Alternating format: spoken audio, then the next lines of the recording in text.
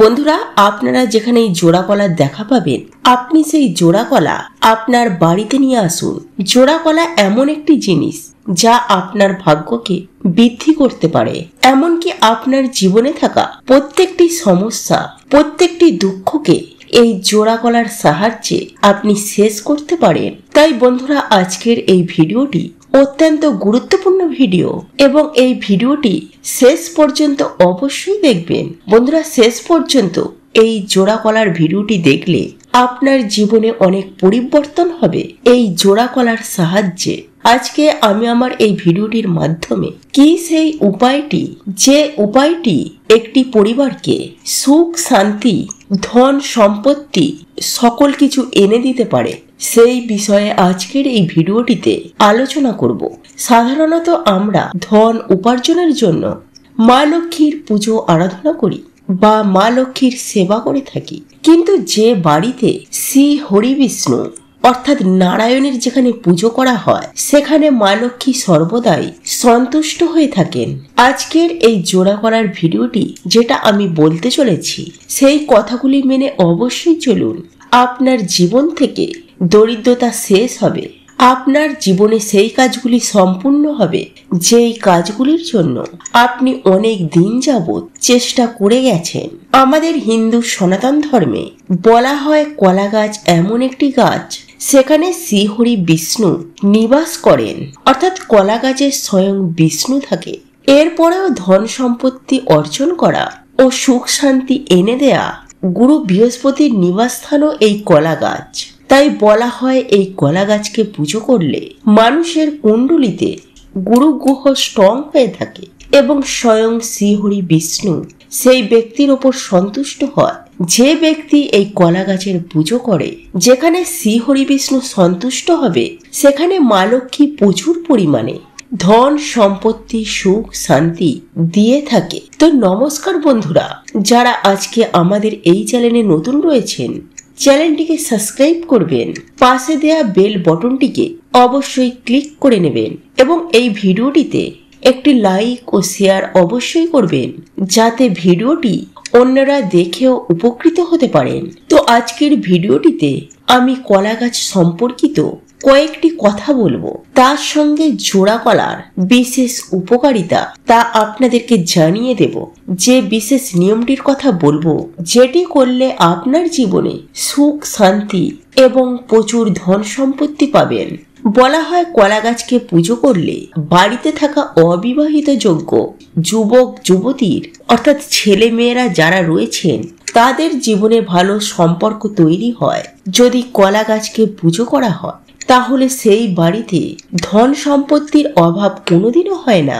এবং কলা গাছকে যদি প্রতি বৃহস্পতিবারে পুজো করা হয় তাহলে মা লক্ষ্মী শ্রীহরি বিষ্ণু আপনার ওপর সন্তুষ্ট হয়ে থাকে এবং কলা গাছের সামনে প্রতি বৃহস্পতিবার একটি করে প্রদীপ জ্বালিয়ে আপনি নিবেদন করতে পারেন বা ভোগ নিবেদন করতে পারেন। তাহলে বলা হয় যে আপনার বাড়িতে কোনোদিনও দরিদ্রতা আসবে না। বলা হয় যদি পারিবারিক অশান্তি আছে তাহলে সেই ব্যক্তিকে কলা খেতে নেই, এই নিয়মটিকে মেনে চলবেন। আবার যদি আপনার ব্যবসায় কোনো কিছু সমস্যা হয়ে থাকে বা আপনার ব্যক্তিগত জীবনে যদি সমস্যা চলে, একের পর এক সমস্যা আসতে থাকে, তাহলে সেই ক্ষেত্রে বৃহস্পতিবারে আপনি কলা খাওয়া থেকে দূরে থাকবেন। দাম্পত্য জীবন এবং ভাগ্য অধিপতি বৃহস্পতি, যদি আপনি চান আপনার দাম্পত্য জীবন ভালো থাকুক এবং যদি আপনি চান যে আপনার ভাগ্য বৃহস্পতি অর্থাৎ গুরু গ্রহ বৃহস্পতি আপনার যদি ভালো হয়ে থাকে, তাহলে আপনাকে যদি কোনো ব্যক্তি কলা দিয়ে থাকে তাহলে সেই কলা আপনি কোনোদিনও খাবেন না বা গ্রহণও করবেন না। এতে আপনার গুরু গ্রহ ভালো থাকবে এবং আপনার দাম্পত্য জীবনও ভালো থাকবে। যদি আপনার জীবনে সমস্যা শেষ হচ্ছে না, একের পর এক সমস্যা আপনার জীবনে লেগেই আছে এবং প্রতিটি কাজে আপনার বাধা সৃষ্টি হচ্ছে, তাহলে সেই ক্ষেত্রে বৃহস্পতিবারে আপনি সাধ্য অনুযায়ী যে কোনো দরিদ্র ব্যক্তিকে কলা দান করুন। এতে আপনার জীবনে থাকা সেই সমস্যাগুলি দূর হবে এবং যে সমস্যা বা বাধাগুলি আপনার জীবনে চলছে সেগুলি একেবারে শেষ হয়ে যাবে। যদি আপনার বৃহস্পতি খারাপ হয়ে থাকে, অর্থাৎ যদি আপনার গুরু গ্রহ খারাপ অবস্থায় থাকে, অর্থাৎ যে ব্যক্তির জীবনে বা কুণ্ডলিতে গুরু গ্রহ খারাপ, তার জীবনে অনেক ধরনের প্রবলেম ক্রিয়েট করে, অর্থাৎ তার জীবনে অনেক ধরনের সমস্যা সৃষ্টি করে। যদি আপনার জীবনে গুরু গ্রহ খারাপ চলছে, তাহলে আপনি কলা দান করুন। আপনি কলা দান করুন এবং আপনি কোনোদিনও কোনো ব্যক্তির থেকে হলুদ রঙের জিনিস আপনি কেউ দিলে নেবেন না। যদি আপনার বৃহস্পতি গ্রহ খারাপ চলছে, যদি আপনি কারোর থেকে হলুদ রঙের জিনিস দান নেন, তাহলে আপনার বৃহস্পতি আরো খারাপ হবে। আর বৃহস্পতি খারাপ হলে আপনি সর্বপ্রথম আপনার সাধ্য অনুযায়ী কলা দান করুন। এরপর আপনি কারোর থেকে কোনো রকমের হলুদ রঙের জিনিস আপনি নেবেন না। এখন আমি আপনাদেরকে জানাবো জোড়া কলার যে বিশেষ উপায়টি বা প্রতিকারটি, যেটি বাড়িতে সুখ শান্তি এনে দেবে, যেটি একটি বাড়িতে প্রচুর পরিমাণে অর্থ এনে দেয় এবং সেই বাড়িতে থাকা প্রত্যেকটি ব্যক্তির জীবনে প্রচুর পরিমাণে সাকসেস এবং প্রচুর পরিমাণে সাকসেস নিয়ে চলে আসে। এর জন্য আপনাকে এই উপায়টি করতে হবে। আর এই উপায়টি কখন করবেন? এই উপায়টি করার জন্য আপনাকে বৃহস্পতিবার বা সোমবার, এই দুইটি দিনের মধ্যে যে কোনো একটি দিন আপনাকে বেছে নিতে হবে। যদি আপনি বৃহস্পতিবারে করেন তাহলে অত্যন্ত ভালো, না হলে আপনি সোমবারেও এই উপায়টি করতে পারেন। এই উপায়টি আপনি বৃহস্পতিবার বা সোমবার রাত্রেবেলায় আপনাকে করতে হবে। রাত্রেবেলায় আপনি আপনার ঠাকুর ঘরে যাবেন, যেখানে আপনার ঠাকুর ঘর রয়েছে, যেখানে আপনার বাড়িতে নিত্য পুজো করা হয়, সেখানে যাবেন এবং দুইটি জোড়া কলা আপনি সংগ্রহ করে আগে থেকেই নেবেন এবং দুইটি জোড়া কলা সঙ্গে নেবেন এবং সেখানে গিয়ে একটি জোড়া কলাতে আপনি সিঁদুর দিয়ে একটি স্বস্তিক চিহ্ন অঙ্কন করবেন।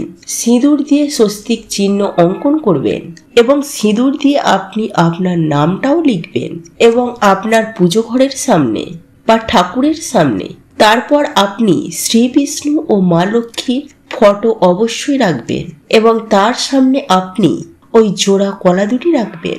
আর এটি আপনি কলা পাতার উপর রাখবেন। কলা পাতা বিছিয়ে ওই জোড়া কলাটি রাখবেন।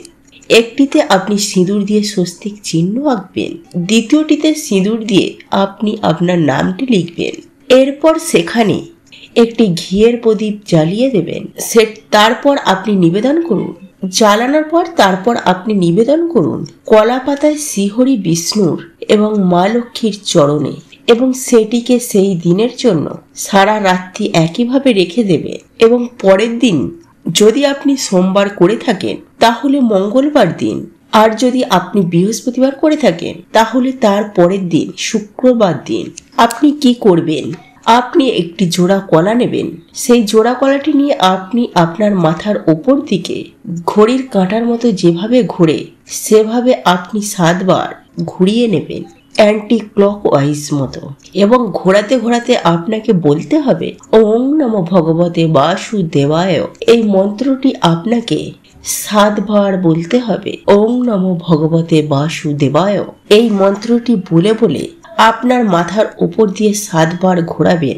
ঘোরানোর পর দুটি কলাকে আপনি নিয়ে যাবেন শিব মন্দিরে এবং ঘোরানো কলাটিও নিয়ে যাবেন এবং আরো একটি যে কলা রয়েছে সেটিও সঙ্গে নিয়ে যাবেন শিব মন্দিরে এবং মহাদেবের চরণে সেই কলাটিকে আপনি নিবেদন করবেন। কারণ জোড়া কলা হচ্ছে, অর্থাৎ দুটি কলা একত্রে জড়িত, তাই একে বলা হয় জোড়া কলা। আর এর অর্থ হলো অর্ধ নারীশ্বর, অর্থাৎ মহাদেবের যে অর্ধ নারীশ্বরের রূপ, সেই রূপটি হচ্ছে জোড়া কলা এবং সেই কলাগুলিকে নিয়ে আপনি মহাদেবের চরণে অর্পণ করবেন বা নিবেদন করে সোজা বাড়ি চলে আসবেন। উপায়টি আপনার জীবনে থাকা প্রত্যেকটি সমস্যা সমাধানের রাস্তা বার করে দেবে এবং আপনার জীবনে থাকা প্রতিটি বাধাকে দূর করবে এবং আপনার মনোকামনাগুলিকে পূর্ণ করবে এবং আপনার স্বপ্নগুলিকেও পূর্ণ করবে এবং আপনি জীবনে সেই জিনিসটি পাবেন যে জিনিসটির জন্য আপনি খুব বেশি চেষ্টা করছিলেন, যে জিনিসটির জন্য আপনি বেশি কষ্ট করছিলেন, তো এই উপায়টিকে করুন। এবং যে কোনো উপায় আপনি তখনই করবেন যদি সেই উপায়টির প্রতি, যদি আপনি ঈশ্বরের প্রতি ভক্তি, বিশ্বাস, আস্থা রাখেন। যদি আপনার মনে সন্দেহ বা সংকোচ বোধ থাকে, তাহলে এই উপায় বা ক্রিয়াটি করলে আপনি তার দ্বারা কোনো ভালো রেজাল্ট পাবেন না। বন্ধুরা, ভিডিওটি শেষ পর্যন্ত দেখার জন্য অসংখ্য ধন্যবাদ। এবং ভিডিওটি ভালো লেগে থাকলে লাইক, কমেন্ট, শেয়ার করবেন এবং ভিডিওটির মতামত আপনি অবশ্যই লিখে জানাবেন।